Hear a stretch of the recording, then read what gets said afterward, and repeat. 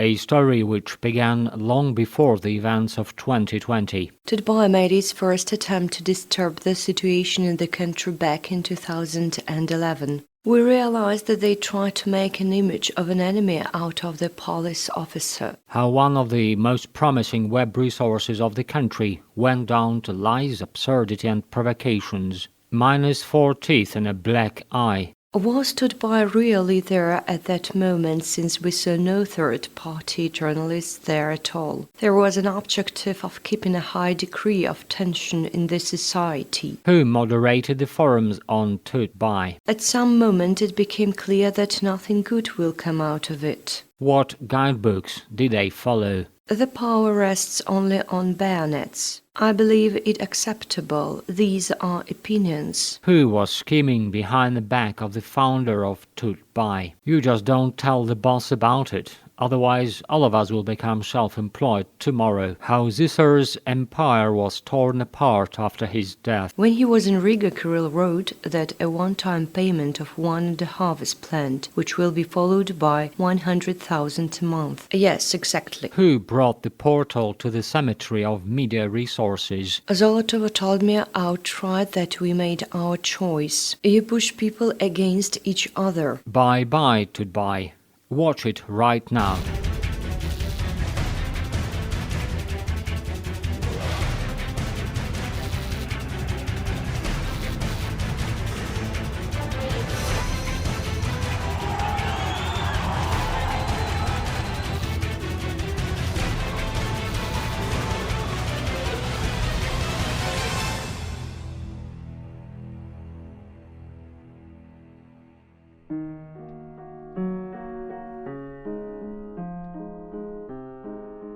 The downhill of Tut.by began long before the events of 2020, and the reaction of the resource to the electoral campaign in Belarus to the election of Alexander Lukashenko as president was not an emotional impulse. This is the result of a long and detailed planned work, well tested from 2010 to 2020. Of course, the emergence of such resources Tut.by was due to time. The time has come for fast news, the internet, at the time for reporter mobility. Tut.by was a breakthrough project unlike anything that existed before in Belarus. Reading the materials of the portal, I had an impression that there is creative freedom, special energy, there is some balance.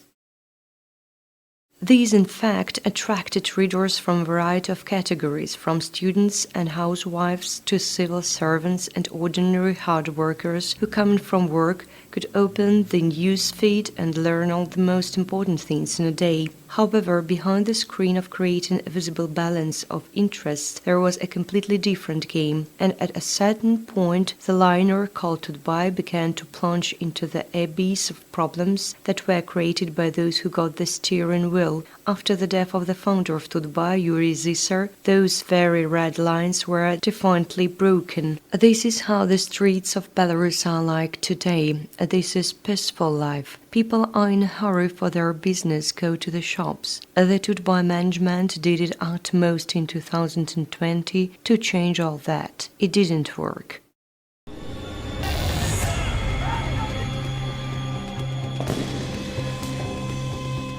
Stop the violence. Doctors report patients with serious injuries after protests. A white bracelet was shoved into the girl's mouth. Relatives of the detainees gathered near the detention center to Kristina. Mom, we were attacked by bandits. In Grodno, a 5-year-old child was injured during a protest. Minus 4 teeth, a bruised eye. In Grodno, a journalist was detained and beaten, then convicted in 5 minutes. The second day of protests in Belarus, the first dead at the barricades. This is a story about people who gave birth to the media giant themselves and ruined it, drowning it in personal ambitions and the desire to have more than possible.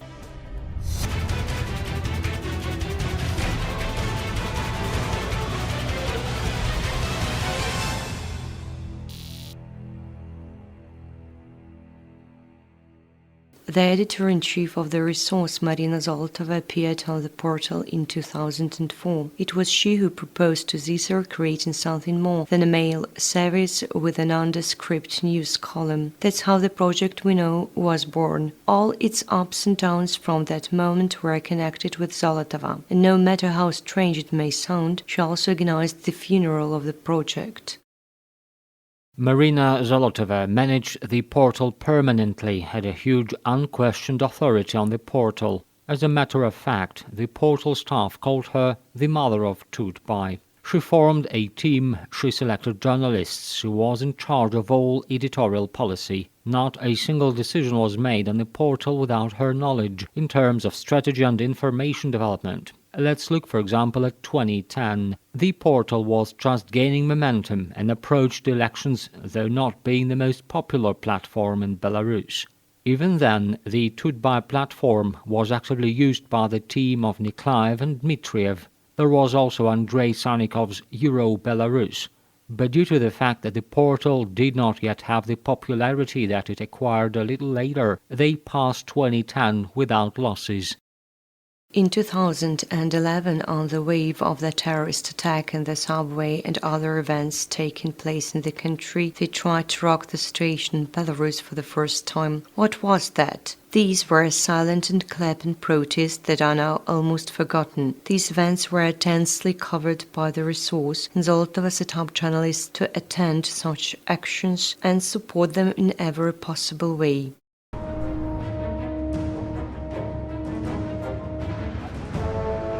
Belarusian journalists demand from the Prosecutor General's office and the Ministry of Internal Affairs to stop illegal detentions. Another silent protest took place in Minsk. There are detainees. The US and UK called for release of detainees during protests in Belarus.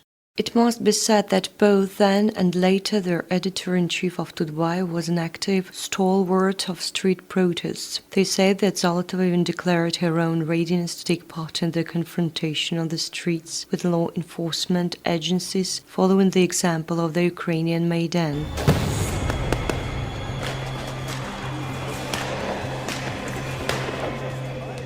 The portal really showed itself in late 2013 and early 2014 when mass protests of Euromaidan supporters took place in Kiev. It was then that the protesters demanded the immediate signing of European integration laws. The disagreement of the current authorities was followed by violent clashes between protesters and law enforcement officers. They were accompanied by serious riots and numerous casualties. At the same time, Tut.by and expressly Zolotova herself as editor-in-chief chose the position of the Euromaidan, accompanying it with information and fixing this position with loud headlines. At night, about 5,000 security forces attacked Euromaidan, but the Ukrainians defended it. Soldiers of the special unit Berkut used tear gas against demonstrators who tried to break through to the main entrance to the building of the government of Ukraine. Berkut broke through the barricades in Kiev and shoots at protesters.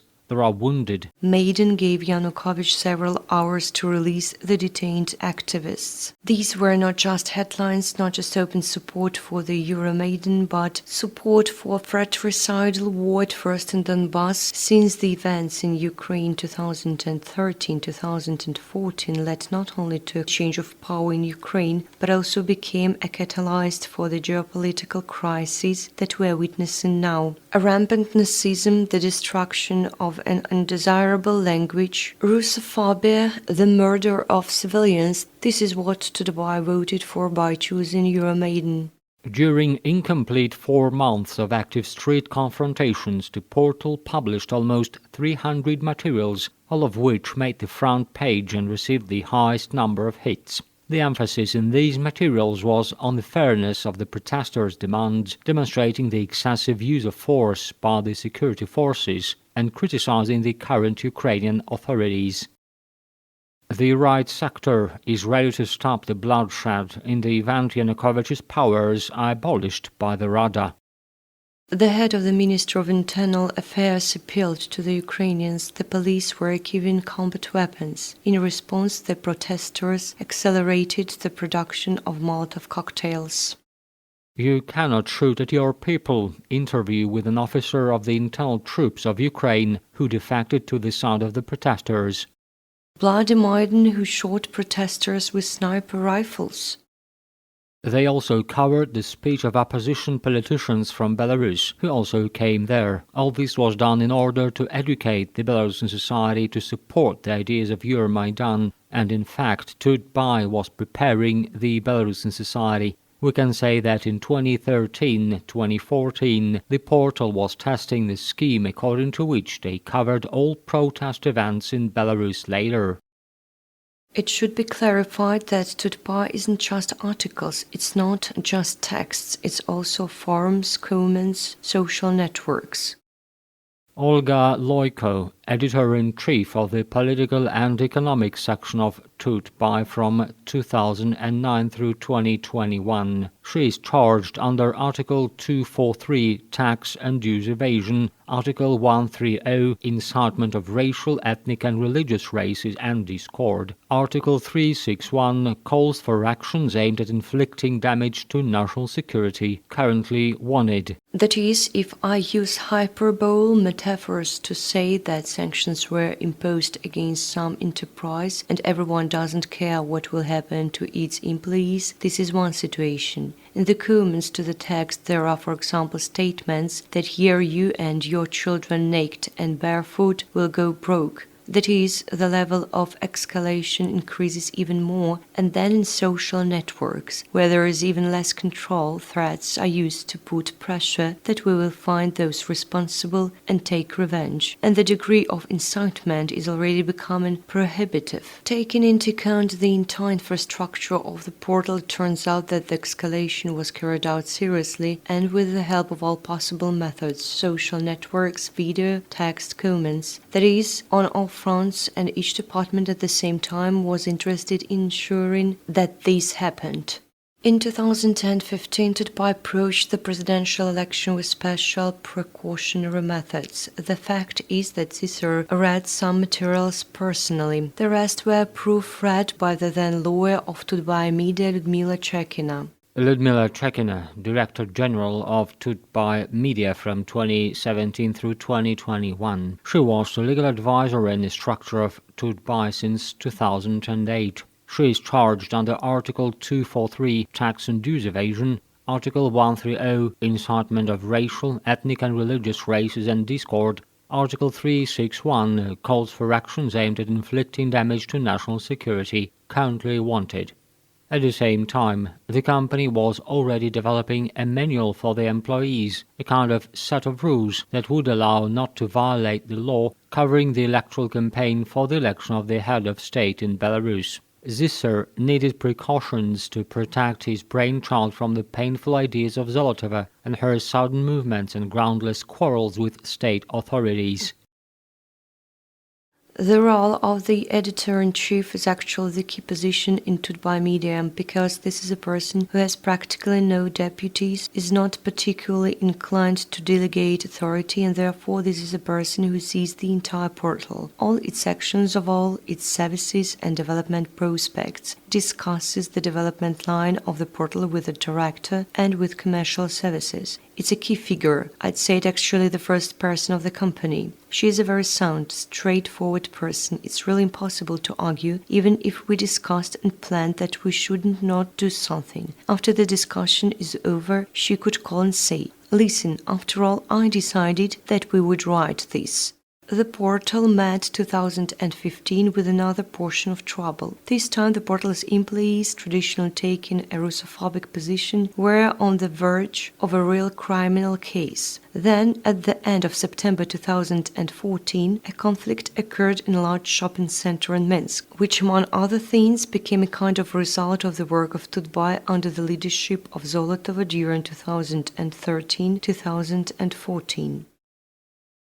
In short, the man beat the child only for the fact that St. George ribbon was fixed on his backpack. Both sides of the conflict wrote statements to the police. The child's mother about the man's attack on her son, the man about the mother's attack on him. In reality, the mother simply stood up for the child, and the man subsequently apologized to her. At the same time, the portal took the position of the attacker. It presented the information in such a way that his actions, according to Tut.by, were fair and justified.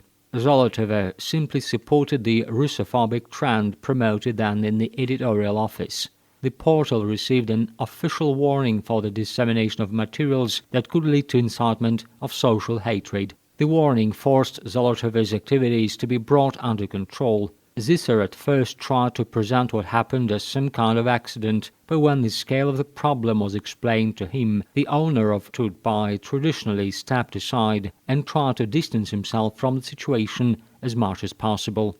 Realizing that due to the activities of the portal there may be problems for the entire business, Zisser set up 8 new legal entitles, and Tut.by was withdrawn from the structure of his main asset at that time, reliable programs, so that the portal, in case of deviation from the plan, didn't pull the entire Zisser's business to the bottom totally. By itself, Tut.by was always unprofitable, never brought money. Among the top management there was such a saying that this is a very expensive toy of Yuri Zisser. It existed at the expense of his other business. With such a hyped media platform, Zisser received both financial and reputational benefits. By and large, to a certain extent, thanks to the achievements of Tut.by, his business developed quite seriously and well, and his business was in the field of software production. But this was done by completely different firms that simply supplied money to the team that Zolotova had formed.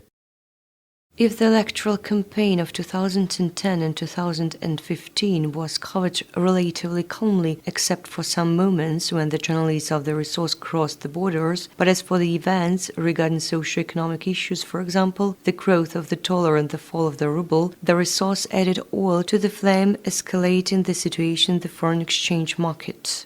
We discussed with the leadership an idea to remove KPI completely, to remove these headline games aimed at increasing views, and to introduce our right to delete the most odious comments in the moderation. If we're making a report about production and betting on the KPI, this is one thing. If we're playing with topics much more complex, dangerous and so on, this is quite different. Let's say I'm in charge of the economy and big business, and several times during that time there were topics where I strongly insisted simply that there should be no KPI, no headline games, like the issue of devaluation of December 14 and August 16 or 17. In fact, I manually adjusted the headlines about the National Bank, as in reality even the dollar fell at the auction by 0.5%. It was people themselves who began to panic. This was the traffic out of nothing. That was just trading on the stock exchange. Any heading can be used to escalate the situation, like the dollar continues to grow rapidly and the ruble is in the bottom. That is, it's very easy to get high traffic with such a topic. Against this background, a situation happened that probably no one should have ever known about, as that was quite a different thing. In 2015, Yuri Zisser was forced to justify himself to the financial police for an illegal currency exchange transaction. In fact, his brainchild helped the owner of Tut.by to make money by creating a currency crisis, actively criticizing the authorities, colorfully illustrating coups in exchange offices and the problems of private business. Being a VIP client of one of the leading commercial banks in the country, Zisser had a personal manager, but it was not profitable for him to sell currency through a bank. The manager arranged a meeting for the transaction past the cash register. The parties agreed on a favorable rate for them. After that, the bank's employee, on behalf of 2 different customers, withdrew the necessary amounts at the cash desk and brought them to the meeting room where the exchange of almost $100,000 was made.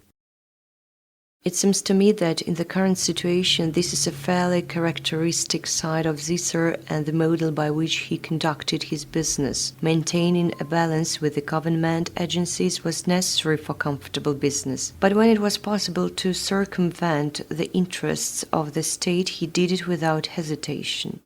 You understand what it means to write on a mass portal. Let's say everybody rushed to the exchange offices, like dollars are about to end, and then it starts to unfold, and we realize that we're influencing this. This is our area of responsibility, that you cannot do that. There is such a thing as a self-fulfilling prophecy. We say some statements say the ruble will be falling for a long time, and our constant heating of this topic leads to the fact that the ruble is really falling because they start playing as if the ruble is really falling. They start buying currency. They start behaving as if it will fall. And when many people act like this, it really falls so. And the events of 2020 developed in the same way, but on a much larger scale. It is probably extremely difficult for one person to see this scale. Thousands of people gathered near the trial detention center at Volodarskaya Street and near Kupala Theatre. How many people are considered missing after the elections in Belarus? We counted ourselves and asked the Ministry of Internal Affairs. Doctors near the building of the Ministry of Health demand to let them into the detention center and hold in cells. The minister said how many people were killed and injured. Hundreds of girls with roses gather near Komarovsky Market. A similar solidarity action is held in Russia. Honestly, we had to say that you guys must not do that. But people are interested in what is happening, and if you constantly write about it, everybody will run to see what is going on, what kind of protest is going on, who is there near the Red Church walking and singing, maybe the KGB is there, and so on. And it turns out that in reality, we're even stirring up the interest, perhaps in such an artificial way.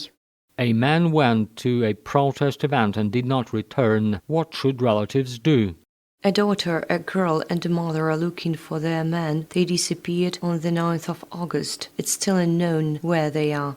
On the 14th of August in 2020, the editorial board of Tut.by launched a service to search for those missing during the protests. On the 17th of August, an article with loud headline about almost 80 missing Belarusians, mostly men, is published. This headline turned out to be not only one of the most clickable in those days, but also the most quoted, with reference to this information about the alleged lawlessness and atrocities of the Belarusian regime in Belarus, after which people disappeared, was posted by liberal Russian, Belarusian and Ukrainian media. There was a tumult among the people. What happens if people go missing at protests? The fakes of Tut.by were debunked by the Minister of Internal Affairs, which called the allegedly missing people and posted phone conversations with them on the web. This is Criminal Investigation speaking. Are you all right? Are you safe and sound? Yes, it's just people from Moscow could not find me and got scared. Thank you very much. Sorry to disturb you. Goodbye. Good evening. This is Criminal Investigation speaking. Are you all right? Are you safe and sound? Yes. Someone posted you on this site as missing. Well, I wasn't in the lists, that's possible. I see. I'd like to ask you, the information is incorrect. Could you please write there? Okay, they were supposed to correct it, but the information is renewed not at once and not everywhere. Good evening, this is Criminal Investigation speaking. Tell me, are you safe and sound? The thing is that you were posted on this site as missing. Yes, they have already called and inquired today. Everything is okay. Everything is all right then? Yes. But all you had to do was call the people on the list before posting the fake on the front page of one of the most read resources in the country. But the task was too high. It had nothing to do with journalism. In the Telegram channel of the Ministry of Internal Affairs, the press service left the following explanation. Carefully tracked information about citizens who went missing on August 9th through 13th. The information often turns out invalid. The criminal police officers tracked the identity of more than 70 participants of unauthorized mass events held in the country from August 9th to 13th, whose data was published on the Tut.by portal and in various social networks. The information posted does not fully correspond to reality. Many of these citizens are at home and information about their search is not deleted in a timely manner. For example, of the entire list, only one woman is really missing. An application for her search was received by the police back on the 6th of August. Simply put, the loud headline about 76 missing people was a fashion road for baths of cheap info fast food. No one figured out where the truth was. Such readers became a combat of Tut.by, and in particular its leadership against the state policy of Belarus. These same readers became participants in the attempt to overthrow the current government, victim of subtle manipulation with screen headlines and photos on the main page of the resource. You know, it's very common in our country that a journalist who, for example, takes up arms becomes a participant in hostilities, a combatant. This opinion is based, of course, on some legislative norms, including the Geneva Convention, which defines the concept of a combatant by defining the concept of a journalist, albeit in the most general terms. I think that for any journalist who works in accordance with some professional principle of journalism, for any citizen, it is obvious that political activity is exactly the same weapon, sometimes often more dangerous than weapons, and the use of it by journalists under the guise of some general slogans, especially undercover, is no less dangerous than turning journalists into combatants on the battlefield.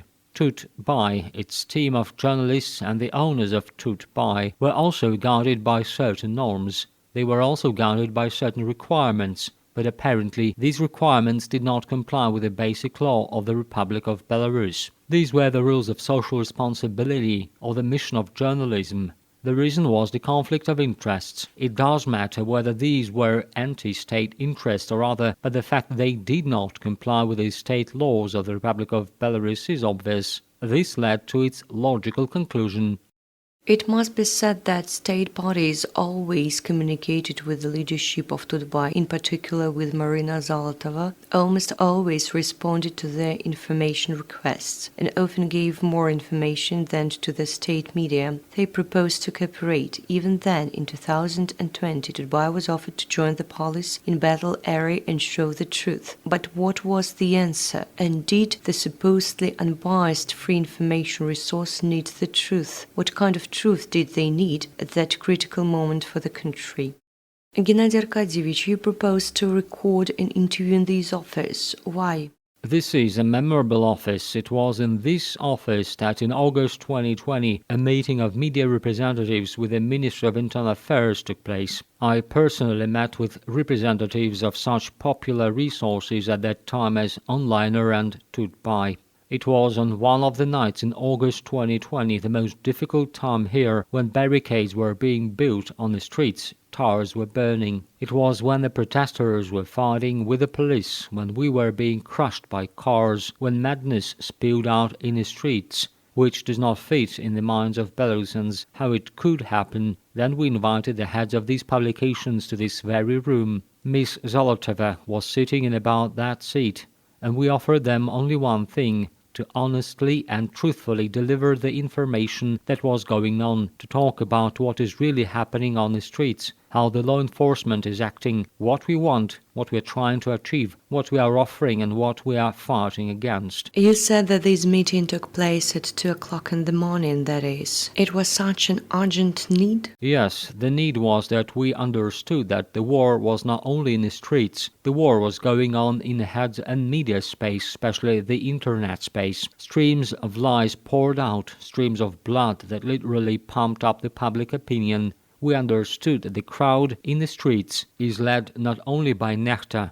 In many respects, this whole story is inspired and fueled by these resources, which had previously positioned themselves as independent analytical publications and so on. It turned out that it was not the freedom. The reaction of the editorial board of Tut.by to political and acute socio-economic events was a kind of demonstration of disobedience to the official Minsk. Thus, the resource has accumulated so much negativity that it has become a potential red button for activating discontent in the Belarusian society.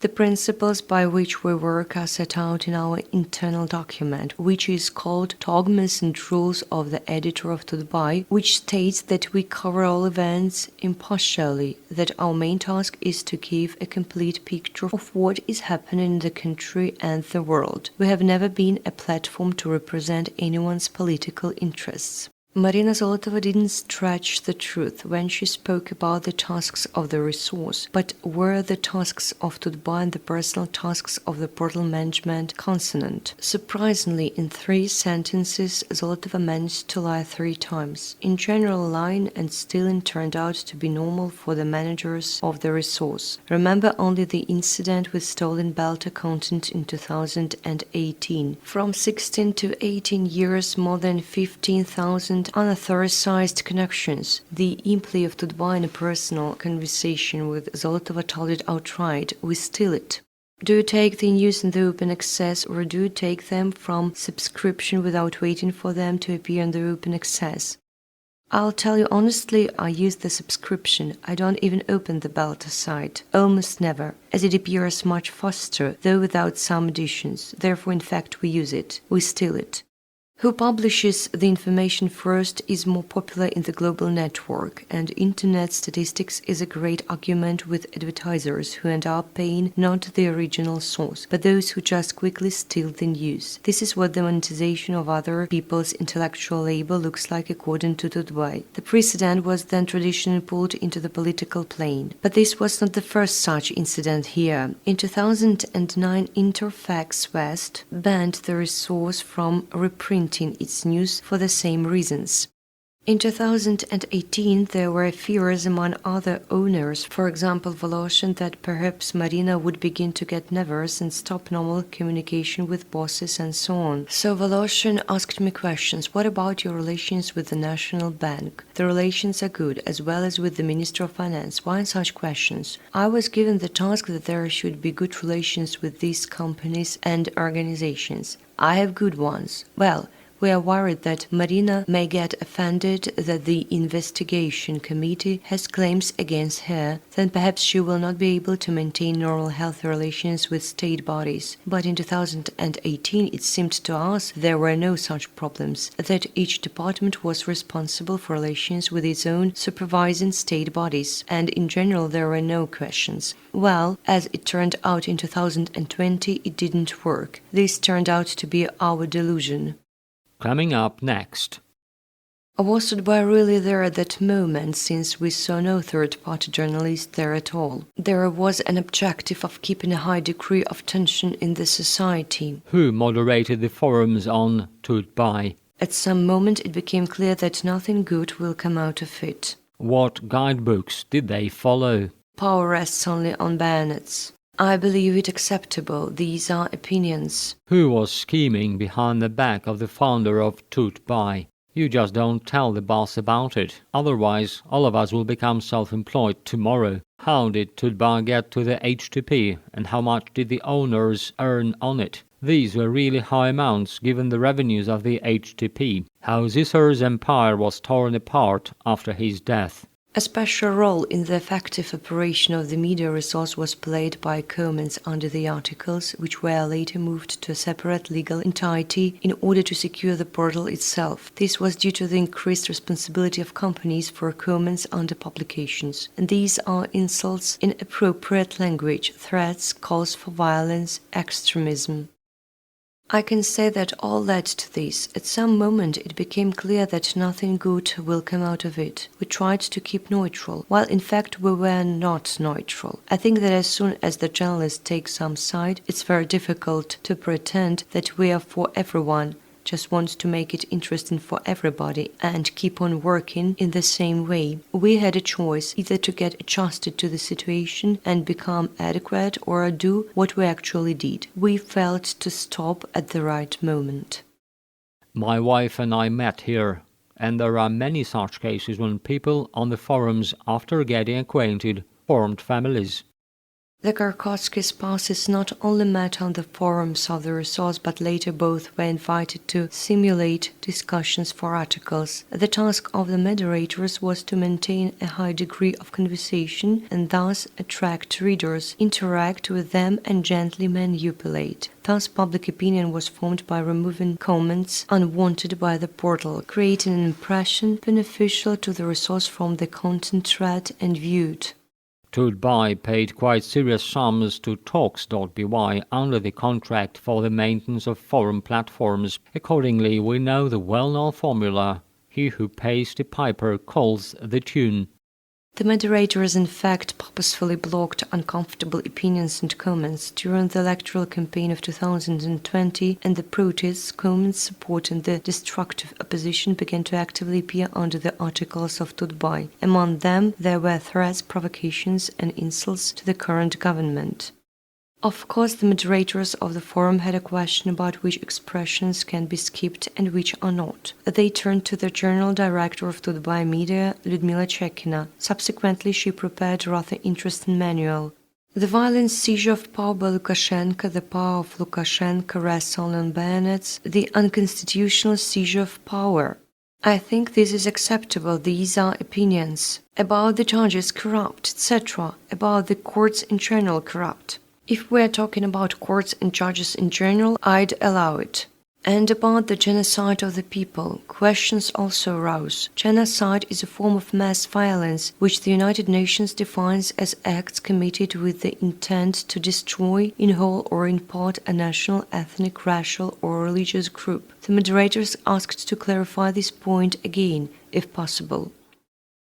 My opinion is that, from the point of view of the correct application of this definition, we do not currently face genocide. At the same time, I do not believe that if someone expresses the opinion that genocide takes place, this should be removed. This opinion may be erroneous, but legitimate. Isn't it strange that a lawyer considers speculation to be legitimate, that is, information not supported by anything made on the basis of some personal preferences? Was it the lawyer who drew these conclusions? Or was it an ordinary activist who chose a side but not the law? Chekina deliberately supported provocations in the comments and the rocking of the situation in the country. She did it even without knowing what might follow. Lawlessness, legal default about the courts, the actions of the security forces, the statements of certain persons of the state. In fact, it turns out that everything is according to the law. I would leave all of that, that's an opinion. The country is a concentration camp, a genocide of the people, a country of ghettos, in general terms about the whole country, a provocation or not for those who do not adhere to this position. I suggest leaving it. Murders, terror, repressions about certain actions on the part of the security forces, the government, the authorities, provocation or not. No, not a provocation. This is an opinion. Journalists write about this. Why not allow commentators writing about it? It was clear to the naked eye that such instructions were not designed to extinguish the existing conflict of interest, but quite the opposite. The editorial board of Tut.by decided to support the attempt in Belarus by taking an active part in the information confrontation and, if you like, the coordination of protests.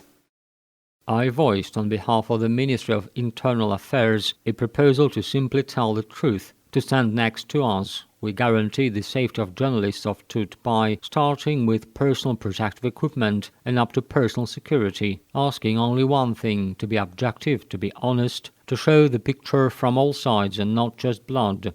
In general, society and public consciousness were pumped with blood from all sides. Fancy my surprise when, without a shadow of a doubt, without any long thoughts, Miss Zolotov answered unequivocally, "No, we will act on our own." And it was after this meeting that these fakes were born: a lie about raped prostitutes, about a pregnant girl who lost her children, and about boys raped with sticks. By the way, this same boy is now on the international wanted list, successfully fighting in Ukraine on the side of the Nazis. All of it turned out to be a lie, and people saw that they were simply fed fakes. But at that time, we already understood that it was part of the information threat, information aggression, in fact, hybrid aggression that was unleashed against our country. Time has passed, and society came to its senses, and people came to their senses, and everything got back in its place, and the lie turned out to be just a lie. And now, if we are talking about Tut.by, the information resource is still an information resource. But in my opinion, it is no different from those information dumps, of which there are many on the internet, and is rapidly losing subscribers. It is overgrown with the most vile, stupid rumors and dirty fakes. At the moment when Marina Zolotova refused your offer, did she somehow explain why this was the case? No, she didn't explain. No one was interested in it. I repeat, our main task was to ensure public order, to ensure order in the country. For this, it was not only necessary to stand in combat formations on the street, it was necessary to convey the truth to people as much as possible, and when we saw a very clear and obvious reluctance to do this, we simply understood who is who. Uliana Baboit is one of the former editors of Tut.by. In a conversation with her colleague, she doesn't hesitate to admit that the management of those very unauthorized mass events is more effective than the effect of chaotic crowd. For some reason, they decided to go along Железнодорожная Street towards Malinovka. Yes, it's so surprising. I'm gonna look the column. Look, it took people the whole hour to hold a council. It cannot do without puppet masters. Everything revolved around the electoral campaign. When the protests began in the country, these sentiments were transferred to the editorial office. These protests most greatly influenced the work of the portal and influenced the topics that were chosen, the topics that the leadership set to cover, what articles were published. Let's say without several sources, the news would never have been put on the portal. If someone informs us about a strike, this is not a reason to put the news in any form, not in the social network, nowhere. In August, it became obvious to me that the rules are changing. It's possible. In fact, the rules changed long before August 2020. They existed, but deviations from them have been regular since 2010, depending on the situation. During the electoral campaign of 2020, these very deviations from the norm became more aggressive. Tut.by began to promote not just a specific position, without reference to the opinions of other parties, but outright lies. The ideal background for this was the COVID pandemic. At first, the editorial board of the resource supported the theme that at first the appearance of the virus, crematoriums started working in Belarus at full capacity. Then they chose a strategy of pressure on doctors and their demoralization. If you believe the headlines of Tut.by, as of 20 of May in 2020 in Bobrusk, doctors staged almost a revolution due to the alleged lack of additional payments, and the catalyst for the scandal was the BT film crew. I remember that day well, and I remember the reaction of my colleagues who went to Bobrusk to understand the problems that the doctors were worried about at that time. Maybe a week or two have passed since the well-known COVID allowances for doctors were introduced. In Bobrusk, ambulance doctors then appealed to the presidential administration to explain the situation. How in general should we deal with these allowances? It was not a simple situation, there were many requests, and then we went to Bobrusk to sort it out too, to respond to this situation, to understand how the local authorities worked there, what is happening in general. What surprised me that day, as I remember now, we were still there in Bobrusk, but even then my colleagues began to send me quite loud headlines. Probably one of the first was from Tut.by that wrote that the meeting turned into a scandal, that it was caused almost by the arrival of the BT crew. By the way, I can read it out now. In Bobrusk, ambulance doctors couldn't stand it when the state TV channel began to shoot a beautiful picture. The indignation of the doctors reached a peak when BT journalists began to shoot the story inviting to the frame two ambulance employees who received the largest allowances under decree number 131. The other didn't like that state television wasn't interested in the discontent of the other 200 people and their letter to the president on this matter. Doctors began to speak out in the camera. BT journalists stopped shooting and left. In Bobrusk, ambulance doctors couldn't stand it when the state TV channel began to shoot a beautiful picture. The gathering has turned into a scandal. They wrote that it broke out because of BT journalists. The doctors disrupted the shooting for us. In fact, these were of course outrageous headlines because there was none of that. I had a question about whether Tut.by was actually, because to be honest, we didn't see any third-party journalists there at all. But it came from Tut.by. The so-called independent media reprinted all this in chain order with a similar subtext, and BT appeared everywhere. That is, I had an impression that doctors and general allowances, everything went by the wayside. No one was particularly interested in this. And what is most interesting, we were still there in Bobrusk when my colleagues sent me such headlines. We were still working, we weren't even going to leave. I remember you describing the situation in Fiber. You said that it was calm enough, and at that point we were already opening Tut.by reading and couldn't understand because there were real inconsistencies. We wrote to you, asked you if everything was okay, is everything alright, because it was absolutely calm with no scandal at all. And in reality, what happened? Everything was absolutely calm. Anyone could come up to us and say, I want to say, yes, please. We recorded real people with their impressions, both who were a little bit outraged and those who absolutely took this situation calmly because it takes time to sort it out. What conclusion did you draw about this situation, let's say being in a real situation, seeing the situation and reading the headlines of the so-called free media? The conclusion is probably simple. You can probably present information this way, having a fairly rich imagination. These media outlets had it. But as for journalistic ethics, I have a question for them. Well, this is another opportunity to shake up the situation a little out of nowhere. Well, of course, such attention is nice, but in such a situation I believe that it was absolutely legal and false information. And now let's look at the situation from the other side. The fact is that Tut.by had such a form of publication as online. That is, any of the readers could send news, photos on the topic, videos, the information was posted without verification. Actually, we initially had big questions about online because it was a very popular genre in terms of use. It included a lot of user news in almost real time. At the same time, there was practically no opportunity to verify this information. That is, the user reports that 200 people are protesting in Belarus, and in fact editors put it online immediately. It's impossible to verify the accuracy of this information, because the photo doesn't show exactly whether this is Belarus or not, whether there are 200 people or 20 people there, and what they are doing there, protesting, or they gathered in a queue waiting for something. Yes, that is in fact we give unverified information and thus obviously escalate the situation. That is, here I see the key problem, in fact, that the management didn't pay attention in a timely manner to the fact that it is the use of this complex platform that creates such pressure. As onlines were one of the most popular genres of the resource, Marina Zolotova, while addressing the editorial board, asked not to raise such ordinary topics as the weather or road accidents. Onlines were needed for something else, to promote political topics and the consequences of the elections, but not neutral, as you understand. She was interested in the topics where the authorities were exposed in a negative way, not otherwise. Let's agree that online is not all the events that take place in the country. It only showed the consequences of elections, protests, repression, reaction, etc. Statesmen, actions, trials, detentions, criminal cases, actually the actions of protest, support, solidarity and all that stuff, but not the weather, not the accidents.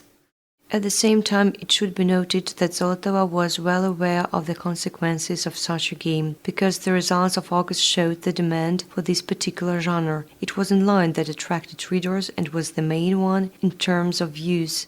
Throughout the month, online events were held timed to the hot agenda of the day. We continue to hold them to this day. The Belarusian elections attracted the attention of the whole world, which had an impact on the growth of Belarus feed coverage by 5 times, and the attention demanded even more. You can talk a lot about the social responsibility of the media. You can talk a lot about the code of ethics of every journalist. It's all wonderful, it's all beautiful, and in some spherical world of journalism it must be present.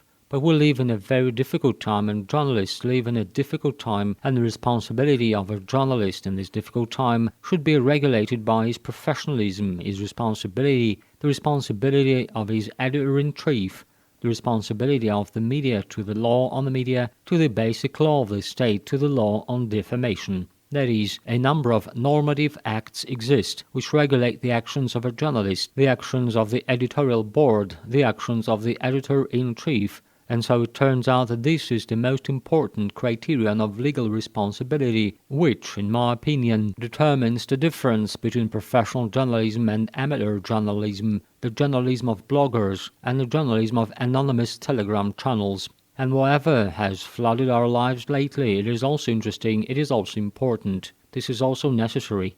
There is a lot to learn from it, the speed of information dissemination and so on. But in my opinion, the main criterion of this responsibility is in choosing a source of information, especially in applying it in life, to some analysis based on this information. If I am faced with the choice of receiving anonymous information from an unknown Telegram channel with unknown tasks, and receiving it from the media that will be responsible before the court, before the law in a case of defamation, in a case of the dissemination of false information, I naturally, as I am not the first day in the profession, will choose the second one.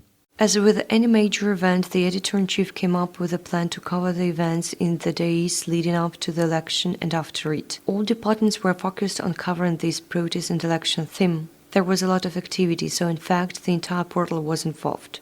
They went to the enterprises where they asked questions to the workers about whether there were any protest activities there and so on. By the way, it could also contribute to the events because if at the exit from your enterprise they come up and ask, well, how are you on strike? Then this creates a certain background and a feeling that everyone around is on a strike. Probably I'm not the only one on a strike.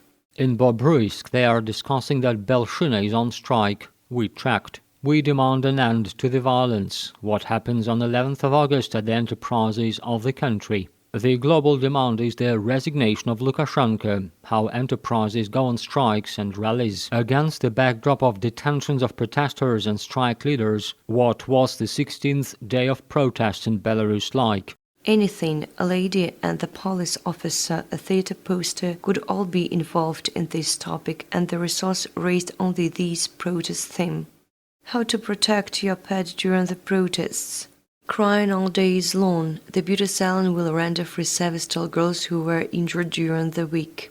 One of the organizers of female protests in Minsk. Their girls are afraid to be beaten, but there are other fears that are stronger. Here is some other advice for security officers willing to quit the service. Belarusian girl painted a picture with their hair and is going to present it to those who will donate money to the victims. IS Soft donates $500,000 to help the victims.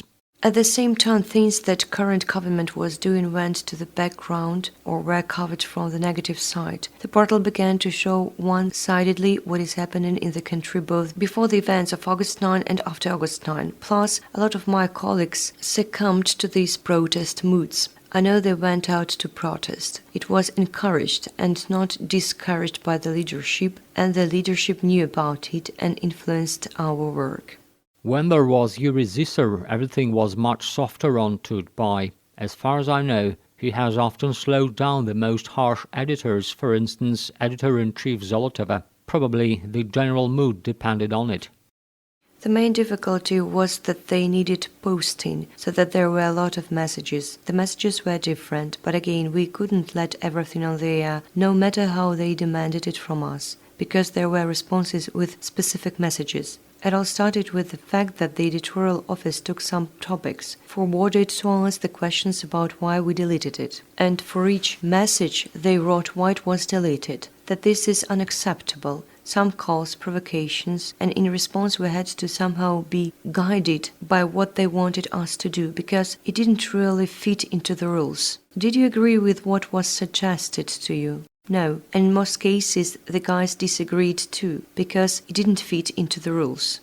In the case when one of the moderators deleted frank or even aggressive extremist comments, there was an immediate reaction from the editorial board, which demanded that such comments from the moderators were left. But the comments of the pro-government side caused other emotions in the same Voloshin.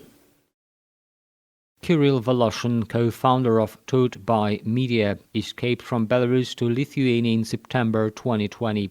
Voloshin took an active part in an attempt to split and sell the media resource after Yuri Zisser's death. He is charged under Article 16 criminal participation, Article 243 tax and dues evasion, currently wanted. Hello. Why do we have so many pro-Lukashenko's comments under the ultimatum article? Do only Lukashenko's stalwarts write comments? Can they be removed or disabled today? I asked the producers to look and contact the moderators if there are problems. Delete this section and the discussion online then. There's a lot of frustration for the strikers. I will clarify the opinion of my colleagues. Strike of forums. I'm wroth against it. I'm gonna find out from my colleagues. I'm also in favor of forums working. The thirst for profit simply didn't allow the general director of the resource Lyudmila Chekin and her deputy for commercial issues Ksenia Ivanova to make the right decision, to turn off the forums. They decided to play an all-or-nothing game.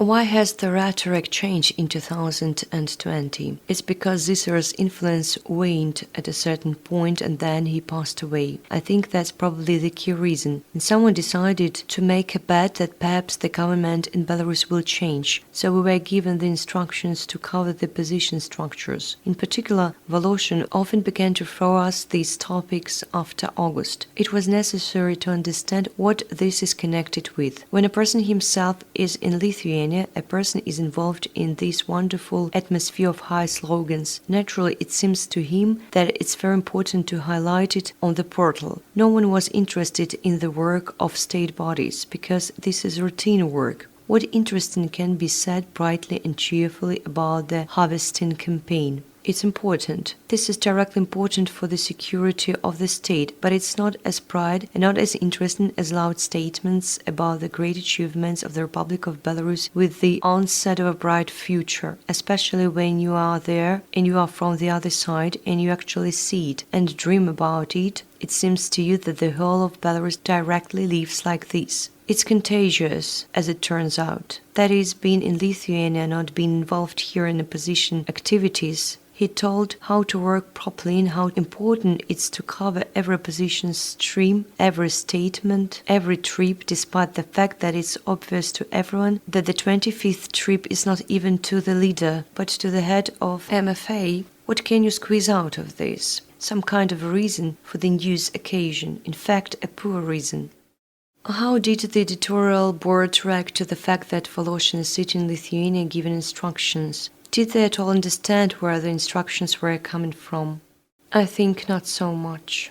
The history of Tut.by and this confrontation with the state began not in 2020, but long ago. What is your opinion, your assessment?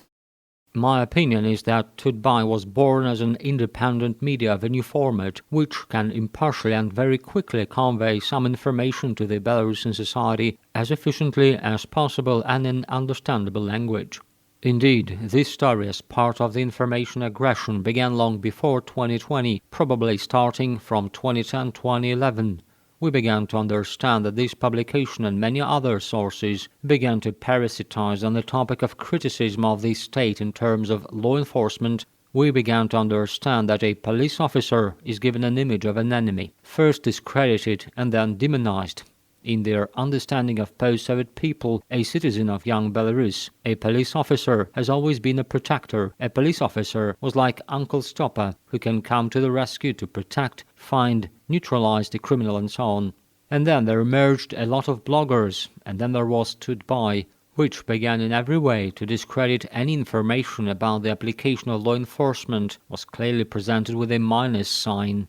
We tried to work with this resource. We gave interviews, we gave comments on any occasions, even the most sensitive and painful for the internal affairs bodies. Nevertheless, we always tried to be honest and objective. We prepared press conferences. We were ready to communicate on the most topical, most acute topics, but we saw only rejection and misunderstanding, which were fully manifested from August 2020 onwards.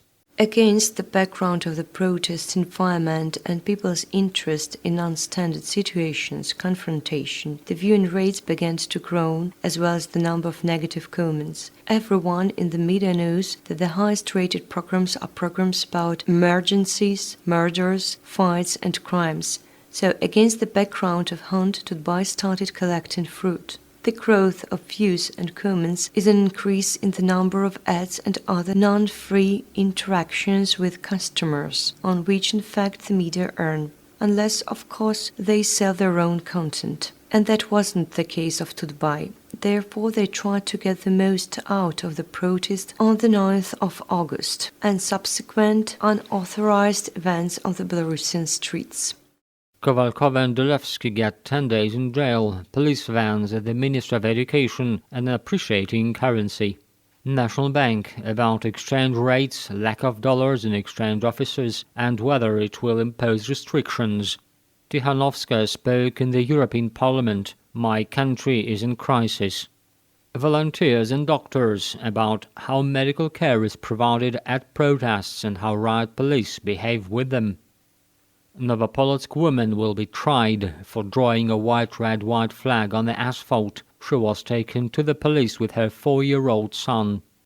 So the system of containment and balances that has always been there when we recall Zisser just lost its relevance in 2020. The leadership told me about this outright when there were any doubts. I asked if we were crossing the red lines. Zolotova told me directly that we made our choice. At that moment, I realized that classical journalism remains in the past. It's actually about activism. That is, the protest topic was mostly in the spotlight. The leadership gave instruction to write a lot about opposition leaders. We even had more than once conversations about our cases, for example. That we shouldn't write about every step of Tikhanovskaya because, well, this is a very serious bias. And how could we keep a balance when we were told to monitor her activities? That is, I could resist as much as I wanted, but in the end, if necessary, I sat down and wrote, as I was forced, because that's my job. Yes, I'm a subordinate person, I'm not a leader. I can't just stand up and say I'm not going to write. There is such a thing in psycholinguistics as the image of the enemy. This image is also created by selecting linguistic means such as rhetorical questions, metaphors, comparisons, up to making rhyme and poetic forms that changed meanings. Naturally, all these techniques were used by the authors. This is especially evident. This emotional component is about the separation of the two camps. The protesters who are bright, joyful, beautiful, incomparable, and all the others who oppose them, and the current government and pro-state people. Such contraposition within the nation is the incitement of social enmity or discord. Methods of escalation were used both in articles and in comments which the portal management refused to close, thereby maintaining a high degree in society. In fact, during the investigation of the criminal case, a number of articles were established that contained signs of an extremist orientation, and the information activity of Tut.by media itself was aimed at inciting social hatred or discord on the basis of other social affiliation, which was subsequently established, among other things, by experts of the Republican Expert Commission. Particular efforts were made to oppose readers against certain categories of citizens. For example, the article Top 10 Judges Who Gave the Highest Number of Days to Administrative Detainees. In particular, the judge here is called especially ruthless. The emphasis is placed on the vulnerable features of bringing to administrative responsibility a certain category of protesters. For example, mothers of many children, creative persons, the wrong persons mistakenly taken. In this way, the author makes this manipulation. The emphasis is placed on the involvement of certain categories of citizens for the committed acts. It is proportionate to the articles of the law under which they were involved. For example, he just stripped vegetation from flower beds and fruit at police officers, ripped off a balaclava from a riot police officer, and so on. And the fact that it happened near the barricades is omitted. Narrow fragments are taken out of the police reports, the information of the judicial bodies, and interpreted in a different way. The reader, the recipient, has a picture of universal lawlessness, suppression, repression, destruction of the state, lack of democratic values. I'm not scared anymore. The stepson was beaten at a Krestina, and the stepfather went to the square. Disaster strikes and patience come to an end. Professor on why Belarusians took to the streets.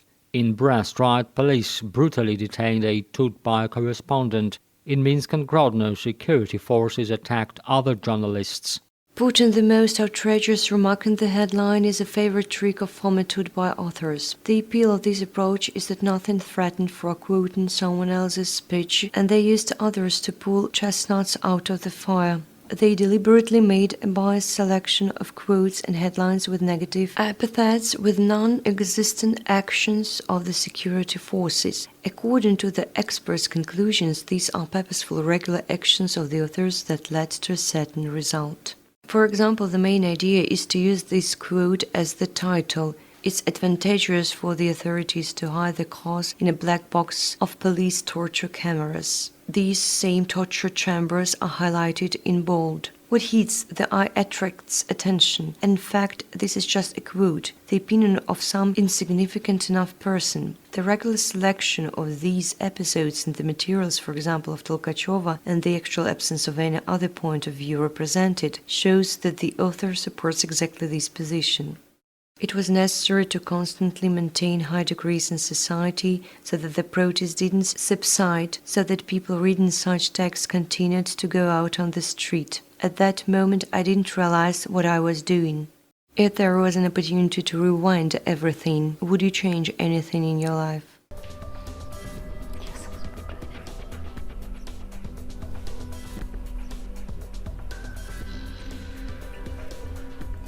I wouldn't have written all that. You understand this, face it today. But at the time I was doing my job and didn't know where it could lead.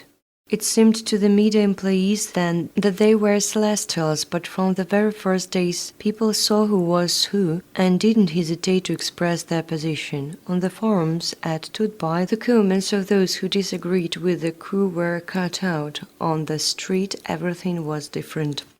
Do you understand what you are doing? You provoke people. You pit people against each other. Tut.by is an accomplice to this outrage in Belarus. When the same happened in Ukraine, I wouldn't believe how people could fight against each other. We present the unbiased information. No, you are not unbiased. People can't analyze the information you present. Sorry, you are their accomplices. I hope you will come to your senses when you see the result. God forbid that it will happen here. I hope to God authority will take hold. Maybe I'm not for Lukashenko, but I'm for authority, for order. Slag people need authority. Stop it. If you are not tired of it, leave to other country. In the criminal case of Tut.by, 18 officials of the company are accused. Among other things, they are charged with crimes related to the evasion of taxes in a particular large amount. Some of the defendants gave confessions, compensated the state for damage in the amount of 3 million and even petitioned the president for exemption from criminal liability. When the media reported that the employees of Tut.by had robbed the state, a lot of people were bewildered. It seems to be impossible, and why all this was needed by such a large honest resource fighting for justice. They didn't believe it. I will break down the nuances to show the true face of the supposedly liberal press and in fact liars, manipulators and chiefs. Colleagues, today we submitted TBM documents to the High Technology SPOC. I strongly request you during this important period to refrain from criticizing the HTP and in general from any harsh criticism of the state and social networks. I hope for your understanding. This is a screenshot of the message of the General Director of Tut.by for 2019, when the desire to suck as a parasite to state preferences and benefits was above any kind of private ambitions and a sense of self-superiority adherent to the resource. At that point, the owners of Tut.by, that is, those interested in increasing their income, froze in anticipation of a decision that could significantly improve their financial situation. In fact, such a playful obedience was due not only to the desire to join the HTP, but also to hide the shortcomings of their business plan. To put it simply, to deceive. After considering the business project during the scientific and technical examination by members of the Expert Council of the High Technologies Park, Tut.by Media decided to create a new legal entity, Publisher Box. This was necessary in order to transfer from Tut.by Media to Publisher Box the activities prohibited to the HTP resident. Tut.by Media representatives got interested in joining the high-tech park when the 8th decree of the President on development of digital economy was adopted, which actually allowed promising and technologically advanced enterprises to expand their activities. The main condition for HTP resident was the use of proprietary software or software developed with the participation of HTP resident and receipt of the corresponding revenues for it. At the same time, do not forget about saving on taxes, because the residents of the park are also provided with benefits. So why did the so-called tops of the media resource decide to enter the HTP? To cut taxes and increase their own income. It certainly wasn't the development of high technology, because in fact they didn't have their own developments. The leadership came and said that we were joining the HTP. My personal wish was that we didn't go there because I had something like intuition. I also didn't understand how could we be an IT company. I've always understood that benefits are a big responsibility when it comes to huge amounts. Considering how much Tut.by was paying before joining the HTP, after I sent 5 inquiries on the types of activities, eligible, not eligible, the HTP leadership said, "Why only now beginning to budge?" This question is certainly not for the average employee, but the answer is on the surface: money. There are people who never know when they get enough. During the investigation, correspondence was established between the main founders of Tut.by Media, they were called Tops, where they discussed selling part of the shares to foreign investors, including representatives of the Russian Federation. Accordingly, the market coefficient was calculated by minimizing tax costs in connection with residence in the HTP. At night, Chekina asked to calculate the appraisal. We have to figure it out. Earnings before interest, taxes, depreciation and amortization for 2019 multiplied by 6 equals 22. It was 2018. At that time, I understood that our IT company, Reliable Programs, is already a resident of the HTP, and the ongoing pressure apparently had something else to do with it. At that point, I had an idea that there must be some other company willing to join the HTP, but Tut.by isn't suitable for this anyway, because it's a media. It's a mass media registered as a mass media. The company doesn't have its own developments. Apparently, this is the reason why the resource didn't become resident of the park at the first attempt. It happened later. They really wanted to get state preferences. At that time, none of the Tut.by leadership thought that they would soon be ordering that Alexander Lukashenko not be called president of Belarus from a certain time in their articles, because the government could suddenly become illegitimate, and sanctions against Belarus would become the most expected event for Belarusians in a year according to Tut.by. But in spite of this, the portal was satisfied with the tax benefits during 2020, yet not with the current government.